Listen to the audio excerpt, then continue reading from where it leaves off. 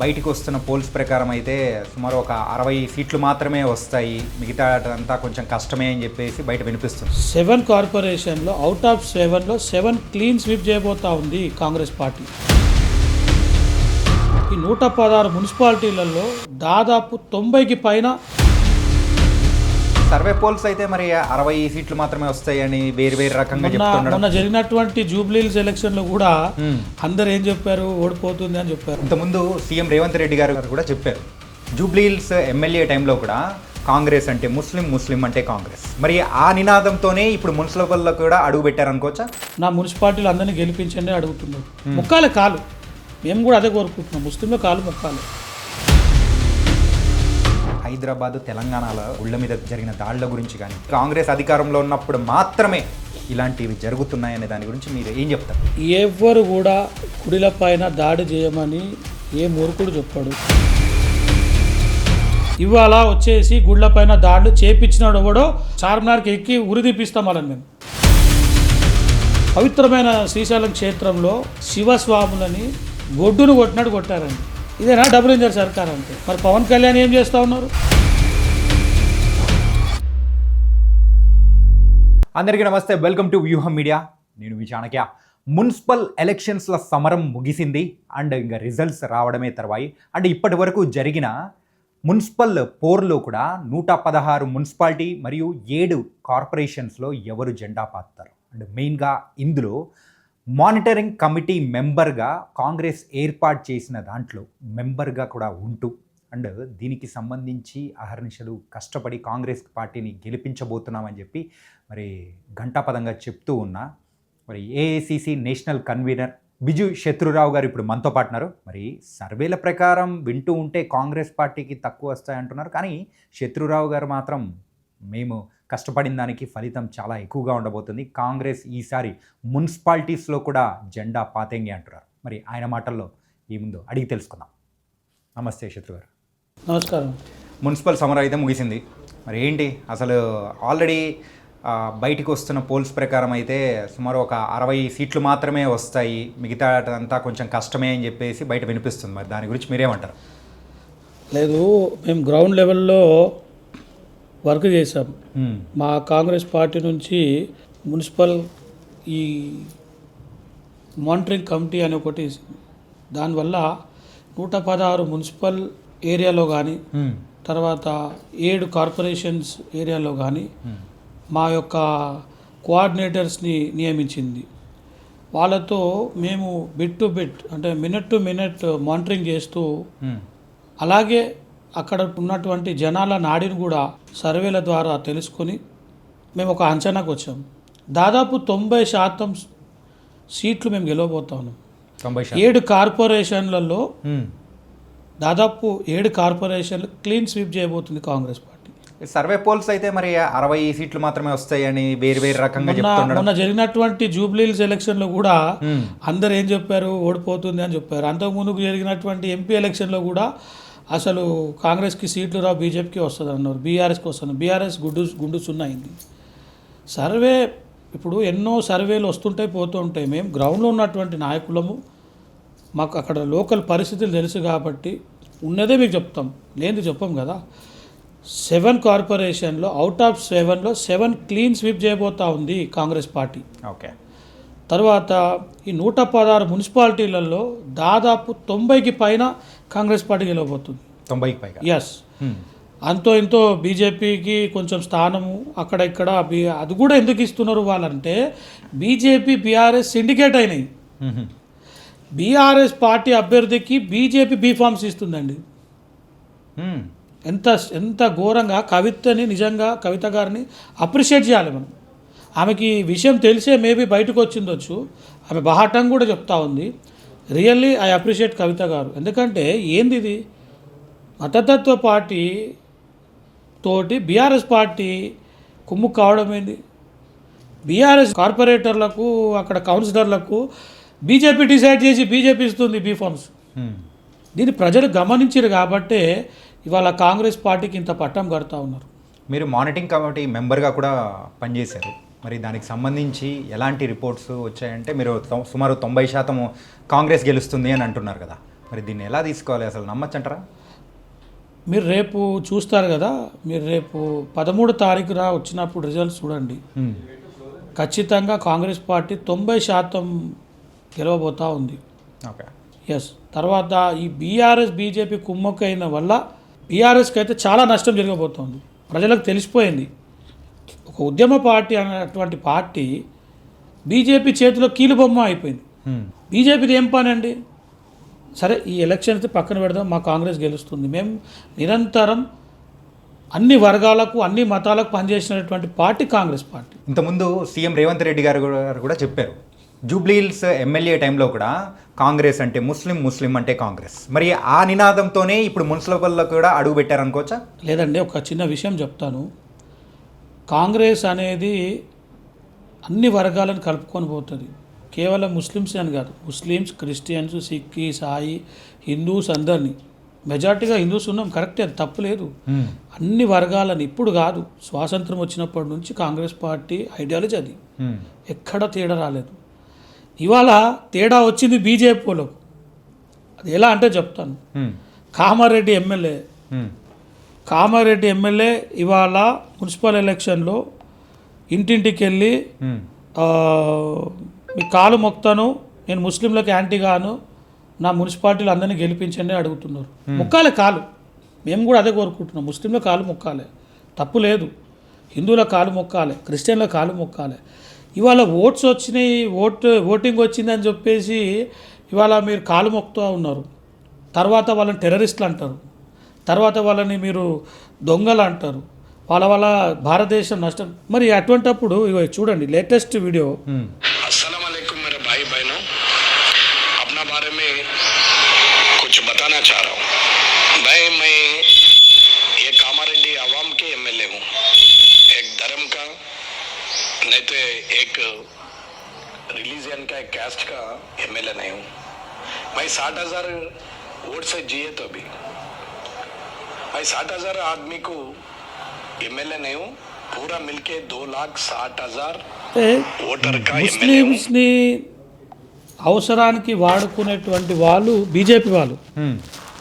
సదా ముస్లిమ్సే కానీ, భారతదేశ పౌరులు ఎవరైనా సరే, క్రిస్టియన్సే కానీ, మన హిందువులే కానీ, ఎవరినైనా సమానంగా చూసే పార్టీ. కేవలం ఓటర్లకే కాకుండా వాళ్ళ సంక్షేమాన్ని పట్టించుకున్నటువంటి పార్టీ కాంగ్రెస్ పార్టీ. అరవింద్ గారు కానీ, రాకేష్ రెడ్డి గారు కానీ, రూరల్ ఏరియాలో మొత్తము నేను చూసాము, ముస్లింల కాలు పట్టుకుంటా ఉన్నారు. వాళ్ళు నమ్మతలేరు వీళ్ళని. ఎందుకనంటే ఇవాళ ఓటు వేయించుకొని మళ్ళీ రేపు వాళ్ళని టెర్రరిస్టులు అంటారు. నేను ఒక విషయం చెప్తానండి, ఈ భారతదేశంలో వాళ్ళు కూడా చాలా కీలకమైన రోల్స్ ప్లే చేసి వాళ్ళు మన అంతర్భాగం. వాళ్ళు భారతదేశ ప్రగతిలో వాళ్ళు ముస్లిమ్స్ అనే వాళ్ళు అందరూ కూడా సాక్రిఫైస్ చేశారు. ఎవడో టెర్రరిస్ట్ ఉంటే నువ్వు వాడిని పట్టుకొని అని అనాలి. మీదే కదా గవర్నమెంట్ ఉంది, టెర్రరిస్ట్ ఎవడో పట్టుకోండి. అంతేగాని ఇక్కడ పాండాప్ అమ్ముకున్నట్టు ఆయనని పంక్చర్ చేసేటోళ్ళని. హైదరాబాద్కు పట్టిన దరిద్రం ఏందనంటే ఇప్పుడు వచ్చే జిహెచ్ఎంసీ ఎన్నికలు ఉన్నాయి, ఇక స్టార్ట్ చేస్తారు చూసుకోండి. ఇక అందరు దిగుతారు నార్త్ నుంచి, వీళ్ళంతా మతతత్వవాదులంతా ఇక్కడ అన్నదమ్ములాగా కలిసి బతుకులంటే ముస్లిమ్స్ల మధ్య, హిందువుల మధ్యలో చిచ్చు రేపుతారు. మళ్ళా తర్వాత ఎలక్షన్స్ టైమ్స్ వచ్చే వరకు ఇంట్లోకి వెళ్ళి బతలాడతారు, మీకు ఏ పనున్నా చేస్తాము అని ముస్లింలని, క్రిస్టియన్లని బతలాడతారు. బతలాడాలి, కాలు కూడా మొక్కాలి వాళ్ళని. వాళ్ళు కూడా తెలుసుకోవాలి, ముస్లిమ్స్ అయినా క్రిస్టియన్స్ అయినా ఎప్పటికైనా కాంగ్రెస్ పార్టీ మాత్రమే ముస్లిమ్స్కి, హిందూస్కి, క్రిస్టియన్స్కి అందరినీ సమానంగా చూస్తామని తెలుసుకోవాలి. జరగబోయేది ఇదే, మీరు రాసి పెట్టుకోండి. రాబోయే జూన్లో ఎలక్షన్స్ రాబోతున్నాయి. ఆ ఎలక్షన్స్ల లోపు ఇప్పుడు రేపు 13 తారీఖు ఎలక్షన్స్ అయిపోగానే, ఈ మున్సిపాలిటీ ఎలక్షన్స్ జిల్లాలో అయిపోగానే ఇంకా వీళ్ళు ఇంప్లిమెంట్ చేస్తారు ప్లాన్. ఓకే, హిందూ ముస్లిం, హిందూ ముస్లిం, హిందూ ముస్లిం. మరి దీని గురించి ఇంకొంచెం డీటెయిల్గా మాట్లాడదాము. మీరు మానిటరింగ్ కమిటీ మెంబర్గా కూడా మరి పనిచేశారు ఈ మున్సిపల్ ఎలక్షన్స్కి దానికి సంబంధించి. అలాగే రేపు జిహెచ్ఎంసీకి కూడా సేమ్ ఇదే ప్లాన్తోనే కాంగ్రెస్ వెళ్ళబోతుంది అనుకోవచ్చా? తప్పకుండా. మా నాయకులు, పెద్ద నాయకులు అందరూ కూర్చొని, మా పిసిసి ప్రెసిడెంట్ గారు, సీఎం గారు, ఉత్తమ్ కుమార్ రెడ్డి గారు, ఇంకా సీనియర్ నాయకులు, పెద్ద పెద్ద పర్సనాలిటీస్ వాళ్ళంతా కూర్చొని మాట్లాడి ఖచ్చితంగా జిహెచ్ఎంసీలో ఈ 3 కార్పొరేషన్స్ ఏవైతే కొత్తగా వచ్చినాయో 3కి 3 మేము కైవసం చేసుకోపోతూ ఉన్నాం. ఈ మానిటరింగ్ కమిటీ యొక్క పనితీరు బాగుందని మీరు అంటున్నారు. మరి దాని రిజల్ట్ ఏంటో రేపు మున్సిపల్ రిజల్ట్స్ తర్వాత మనం కూడా మాట్లాడుకుందాము. అండ్ ఇందాక మీరు మతతత్వం గురించి అన్నీ మాట్లాడుతున్నారు కదా, సరే మరి హైదరాబాద్ తెలంగాణలో జరిగిన గుళ్ళ మీద జరిగిన దాడుల గురించి కానీ మరి దాని అప్డేట్స్ విషయానికి వచ్చేటప్పటికి ఏమంటారు? యాక్చువల్గా వేరే వాళ్ళందరూ కూడా కాంగ్రెస్ చేసిన పని, కాంగ్రెస్ అధికారంలో ఉన్నప్పుడు మాత్రమే ఇలాంటివి జరుగుతున్నాయనే దాని గురించి మీరు ఏం చెప్తారు సమాధానం? నేను ఒక విషయం చెప్తానండి. ఎవరు కూడా గుడిల పైన దాడి చేయమని ఏ మూర్ఖుడు చెప్పాడు. ఎవడో అనామకుడు వాళ్ళ స్వలాభం కోసము, రాజకీయ స్వలాభం కోసము చేస్తూ ఉంటారు. ఇవి గతంలో కూడా చాలా జరిగినాయి. చిన్నప్పటి నుంచి చూస్తున్నాం ఈ డ్రామాలన్నీ. దానికి హైదరాబాద్లో పుట్టినటువంటి వాళ్ళు ఎవ్వరు ప్రలోభాలకు లోను కారు. ఎందుకంటే బీజేపీ నాటకాలు మేము చిన్న ఉన్నప్పుడు చూస్తూ ఉన్నాం. హిందూ ముస్లింల మధ్యలో, క్రిస్టియన్ల మధ్యలో గొడవలు పెట్టి వాళ్ళు లబ్ధి పొందుతారు. రాబోయే జిహెచ్ఎంసీ ఎన్నికల్లో కూడా జరగబోయేది ఇదే. చాణక్య గారు మళ్ళీ ఈ మీ స్టూడియోలోనో నేను వచ్చి కూర్చుంటాను. ఖచ్చితంగా వాళ్ళు ఈ హిందూ ముస్లిం గడబడులు పెట్టే లబ్ధి పొందే ప్లాన్లో ఉన్నారు. వాళ్ళకి ఎటువంటి ముఖం లేదు. ఒక రూపాయి తెలంగాణకు తేలేరు, ఒక రూపాయి హైదరాబాద్ తేలేరు. లాస్ట్ జిహెచ్ఎంసీ ఎన్నికల్లో దాదాపు చాలా కార్పొరేటర్లను గెలిపించుకున్నారు. వాళ్ళ పనితీరు జీరో. ఇవాళ వచ్చేసి గుళ్ళపైన దాడులు చేపించినాడు ఎవడో చార్మినార్కి ఎక్కి ఉరి తీపిస్తాం వాళ్ళని మేము. అది కాదు ఇక్కడ జరిగేది. నేను ఒక విషయం చెప్తానండి మీకు. నిన్న శివస్వాములు శ్రీశైలం పక్కన ఆంధ్రప్రదేశ్, ఇదే కూటమి ప్రభుత్వం. కూటమి ప్రభుత్వం అంటే ఏంది? డబుల్ ఇంజన్ సర్కార్. ఆ డబుల్ ఇంజన్ సర్కారులో మన శివస్వాములు మాలలు వేసుకొని శ్రీశైలంకి వెళ్ళినారు. అక్కడ ఈ డబుల్ ఇంజన్ సర్కార్, బీజేపీ సర్కారు లెడ్ బై కూటమి సర్కారు పవిత్రమైన శ్రీశైలం క్షేత్రంలో వాళ్ళ నిర్లక్ష్యం వల్ల అక్కడ ఏర్పాట్లు చేయలేక దద్దమ్మలై పాలన చాతగాక శివస్వాములని గొడ్డును కొట్టినట్టు కొట్టారండి. వాళ్ళు ఉపాసాలు ఉండి 41 రోజు పూజ చేసి వెళ్తారు. ఇదేనా డబుల్ ఇంజన్ సర్కార్ అంటే? మరి పవన్ కళ్యాణ్ ఏం చేస్తూ ఉన్నారు? మోడీ గారు ఏం చేస్తూ ఉన్నారు? వాళ్ళని సస్పెండ్ చేయాలి కదా. అప్పుడు అదే ఇది తెలంగాణలో జరిగితే ఇంటికొక్కడు, గంటకొక్కడు యూట్యూబ్లలో, వాట్సాప్లలో మొత్తము కాంగ్రెస్ ముస్లింల పార్టీ అని అంటారు. మరి ఇప్పుడు అక్కడ జరిగింది. చంద్రబాబు నాయుడు గారు ఏం చెప్తారు? పవన్ కళ్యాణ్ గొంతు చిరిచి చెప్తారు కదా. మరి శివస్వాముల పైన దాడి జరిగింది, దానిపైన మేము వివరణ ఏందని మేము సూటుగా అడుగుతూ ఉన్నాం. యాజ్ ఏ హిందూగా అడుగుతూ ఉన్నాం. మాకు మనోభావాలు లేవా? అక్కడ శివస్వాములను కొడితే మరి అడగరా? ధర్మం కోసం అని అంటారు. ధర్మం పూజకి వెళ్ళిన వాళ్ళని కొడతారండి అట్లా ఉపాసం ఉన్నటువంటి స్వాములను? వాళ్ళ నిర్లక్ష్య ధోరణి. అంటే డబుల్ ఇంజన్ సర్కార్లో ఇట్లనే నా స్వాముల పైన దాడులు చేసేది వాళ్ళు ఆంధ్రప్రదేశ్లో. అక్కడ వదిలేసి ఇక్కడ తెలంగాణకు వస్తా అంటాడు ఆయన పవన్ కళ్యాణ్. అక్కడే నీకు పాలన చాతన అయితే లేదు, ఇక్కడ వచ్చి ఏమో ఎలుగబెడతారు మీరు. ఇంకో విషయం, తిరుపతి లడ్డు గురించి వస్తామండి. చాలా వైరల్ అవుతూ ఉంది ఇది. వెంకటేశ్వర స్వామి అనే దేవదేవునితోటి ఎవరు రాజకీయాలు చేయొద్దు, రాసి పెట్టుకోండి. వాళ్ళు బతికి బట్ట కట్టలేరు.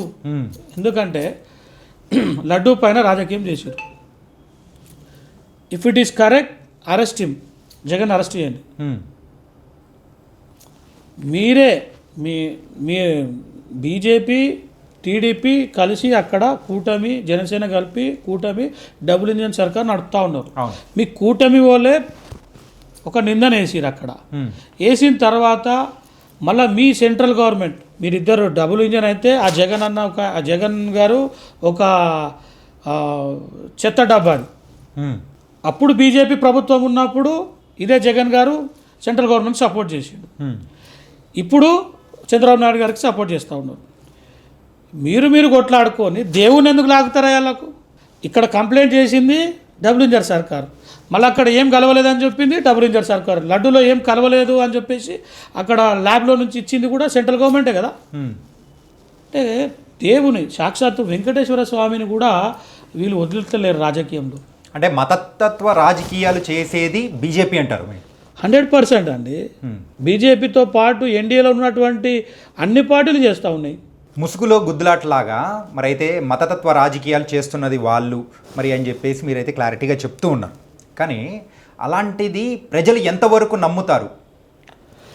క్లియర్గా కనిపిస్తూ ఉంది, క్రిస్టల్ క్లియర్గా కనిపిస్తూ ఉంది. లడ్డు పేరుతో వాళ్ళు రాజకీయం చేస్తూ ఉన్నారు. కంప్లైంట్ ఇచ్చినవాడు బీజేపీడే, కంప్లైంట్ అయినవాడు కూడా బీజేపీడే. అవునా కదండి? జగన్ బీజేపీ సింపథైజరే, ఇటు అక్కడ గవర్నమెంట్ డబుల్ ఇంజన్ సర్కార్ ఆంధ్రప్రదేశ్లో కూటమి సర్కారే. మీరు కొట్లాడుకుంటూ దేవుణ్ణి ఎందుకు బద్నాం చేస్తారు? పవిత్రమైన ప్లేస్లో ఇప్పుడు ఆడ నీళ్ళు తాగాలంటే భయపడుతున్నారు పబ్లిక్, ఏం కలుపుతారు అని చెప్పేసి. పవిత్రమైన ప్లేస్ అది. నేను ఒక్కటే చెప్తా ఉన్నాను, రాజకీయాలకు దేవుని వాడుకున్న వాళ్ళు ఎవరు కూడా బతికి బట్ట గట్టరు. అది బీజేపీడే కానీ ఇంకెవడన్నా కానీ.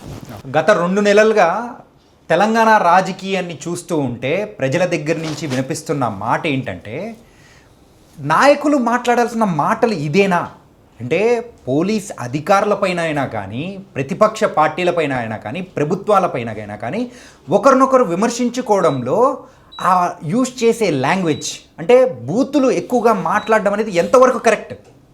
ఇప్పుడు ఈ పరంపరని స్టార్ట్ చేసిందే కేసీఆర్ గారు.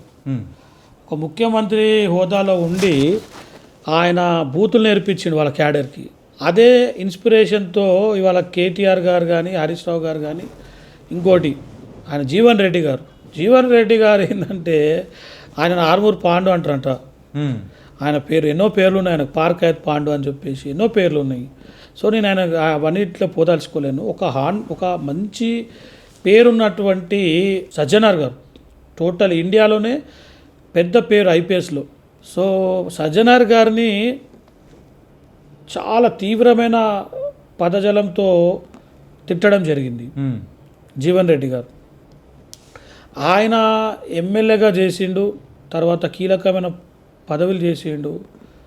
ఆయన కేసీఆర్ గారు కేటీఆర్ దగ్గరికి తిట్లు నేర్చుకున్నాడేమో, కానీ ఒక ఆఫీసర్ పైన సజ్జనార్ గారు ఇండియాలోనే గుడ్ ఆఫీసర్, చాలా మంచి ఆఫీసర్. అటువంటి ఆఫీసర్ని అట్లా ఏం పీక్తారో పీక్కోండి అనడం చాలా తప్పు.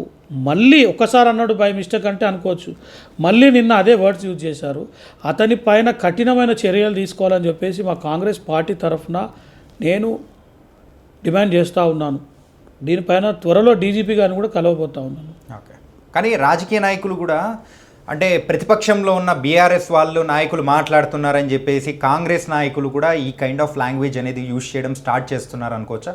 ఎక్కడ ఎవరు యూజ్ చేయలేరండి. ఇప్పుడు ఒక విషయము పరిపాలన జరుగుతూ ఉంది, మీరు అడిగే రైట్ ఉంటుంది, ఓపికగా అడగాలి. మీరు గతంలో చూసుకోండి, ఎవరన్నా కేసీఆర్ గారిని తిట్టే ధైర్యం చేశారా? ఇవాళ ఒక ముఖ్యమంత్రిని పట్టుకొని తర్వాత మంత్రులను కూడా కించపరిచినట్టు మాట్లాడుతూ ఉన్నారు. పిసిసి ప్రెసిడెంట్ గారు ఆయనను కూడా కించపరిచినట్టు మాట్లాడుతూ ఉన్నారు, మహేష్ కుమార్ గౌడ్ గారు. ఇటువంటి బీఆర్ఎస్ బీజేపీ వాళ్ళ క్రమశిక్షణ లేదు. ఫస్ట్ ఆఫ్ ఆల్ కాంగ్రెస్ పార్టీలో క్రమశిక్షణతో ఉన్నటువంటి పార్టీ మాది, ప్రజల గురించి చేసే పార్టీ మాది.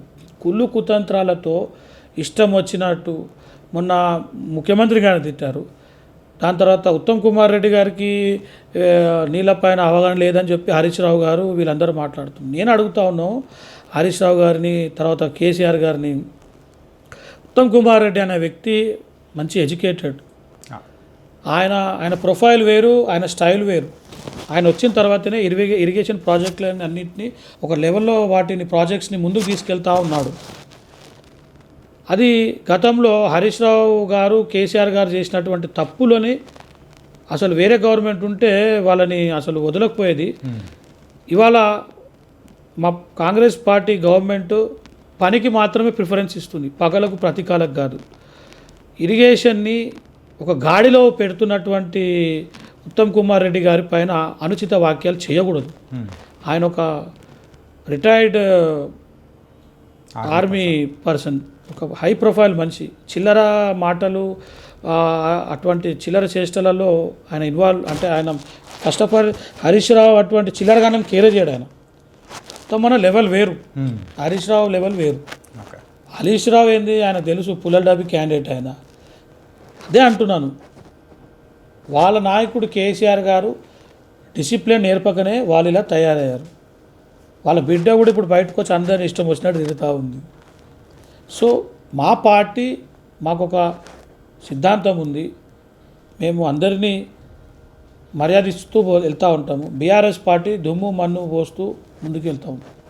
అండ్ ఫైనల్గా అయితే మున్సిపల్ ఎలక్షన్స్ దాని గురించి కూడా మనం ఇందాక మాట్లాడుకున్నాము. కాకపోతే ఫైనల్గా ఒకసారి చెప్పండి, ఒకవేళ మీరు అన్నట్టే 90% అంటే 90 సీట్స్ వరకు కూడా కాంగ్రెస్ గవర్నమెంట్ మరి ఆక్యుపై మున్సిపాలిటీస్ తీసుకునేటట్టు అండ్ అలాగే కార్పొరేషన్స్లో కూడా 7కు 7 సాధించేటట్టు ఉందంటే అండ్ ఇదే జోష్తోనే జిహెచ్ఎంసీ ఎలక్షన్స్ తొందరగా వెళ్ళొచ్చు అనుకోవచ్చా?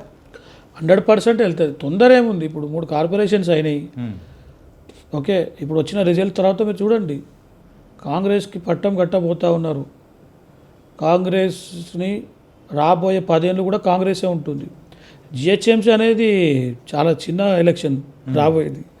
అది మేము ప్రజలకు హైదరాబాద్ని ఈ 3 కార్పొరేషన్ని చేయడం దానికి ముఖ్య ఉద్దేశం ఏంటంటే హైదరాబాద్ని ఇండియాలోని నెంబర్ 1 సిటీ చేయాలని. ఈ ఎలక్షన్స్ అనేది కాంగ్రెస్ పార్టీ గెలిస్తేనే 100% డెవలప్మెంట్ జరుగుతుంది. మీరు గతంలో మొన్న జరిగినట్టు ఎలక్షన్ జిహెచ్ఎంసీ ఎలక్షన్లో చూడండి, బీఆర్ఎస్ మొత్తం నాశనం చేసింది హైదరాబాద్ని. దానికి తోడు బీజేపీ, ఇద్దరు తోడు దొంగలు, బీజేపీ కార్పొరేటర్లు బీఆర్ఎస్ కార్పొరేటర్లు బస్తీల కాంచెని మొదలు పెడితే, చిన్న చిన్న సమస్యల కాంచెని మొదలు పెడితే ప్రతి దగ్గర కరప్షన్ చేసి హైదరాబాద్ని నాశనం చేశారు. నేను ఒకటే మీ స్టూడియో ద్వారా జిహెచ్ఎంసీ ఓటర్లకు తెలియజేస్తూ ఉన్నాను, దయచేసి కాంగ్రెస్ పార్టీకి రాబోయే జిహెచ్ఎంసీ ఎలక్షన్స్లో పట్టం కడితే ఖచ్చితంగా హైదరాబాద్ని ఇండియాలోనే నెంబర్ 1 సిటీతో చేస్తాము. దాంతోపాటు ప్రపంచంలో ఉన్నటువంటి నగరాలతో పోటీ పడే సత్తా ఈ హైదరాబాద్కు ఉంది. అట్లా సత్తా హైదరాబాద్ని డెవలప్ చేసే సత్తా కేవలం కాంగ్రెస్ పార్టీకే ఉంది అని చెప్పి మీ అందరూ మీ స్టూడియో ద్వారా తెలియజేస్తాను. ఓకే, సో మొత్తం మీద అయితే మున్సిపల్ ఎలక్షన్స్ గురించి అండ్ మరి సర్వే రిపోర్ట్స్ గురించి, గుళ్ళ మీద జరుగుతున్న దాడుల గురించి, అన్ని దానిల గురించి చాలా వివరంగా చెప్పారు. Thank you so much.